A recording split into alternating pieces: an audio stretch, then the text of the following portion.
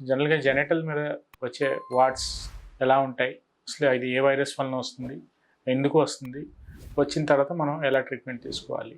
So, జనరల్‌గా ఇది irrespective of the sex అంటే whether it is male or female ఒకసారి ఒక వ్యక్తి సెక్షువల్‌గా యాక్టివ్ అయిన తర్వాత తన రిప్రొడక్టివ్ స్టేజ్ గ్రూప్‌లో ఉన్నప్పుడు ఎక్కడైనా ఒక ఇన్ఫెక్టెడ్ హెచ్‌పివి అంటే హ్యూమన్ పాపిలోమా వైరస్ అంటే బాధపడుతున్న ఇండివిడ్యువల్‌తో సెక్షువల్‌గా ఎక్స్‌పోజ్ అయిన తర్వాత అది మేల్ టు ఫీమేల్ కానీ, ఫీమేల్ టు మేల్ కానీ డిసీజ్ అనేది ఈ వైరల్ ఇన్ఫెక్షన్ అనేది ట్రాన్స్మిట్ అయ్యే ఛాన్స్ 100% ఉంటుందండి.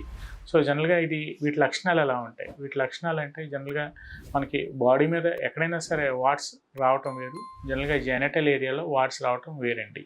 సో, బాడీ మీద వాట్స్ వస్తే అది ఈజీగా మనకు ట్రీట్మెంట్ అయిపోతుంది. మనం మెడిసిన్స్ ఇస్తాం, వాడుకుంటాం, తగ్గిపోతూ ఉంటది. సో, కానీ జెనిటల్ ఏరియా దగ్గర వచ్చిన వాట్స్ చాలా వరకు చాలామంది ఏం చేస్తారంటే నెగ్లెక్ట్ చేస్తూ ఉంటారు. అంటే చెప్పుకోవడానికి భయపడో, లేకపోతే చూపించుకోవడానికి భయపడో, ఇష్టం లేకో దాన్ని నెగ్లెక్ట్ చేస్తూ ఉంటారు. సో, ఈ వాట్స్ ఏమవుతాయంటేనండి ఒకసారి మనం నెగ్లెక్ట్ చేసిన తర్వాత అవి ర్యాపిడ్‌గా, ఫాస్ట్‌గా స్ప్రెడ్ అయిపోయే ఛాన్స్ అనేది 100% ఉంటుందండి.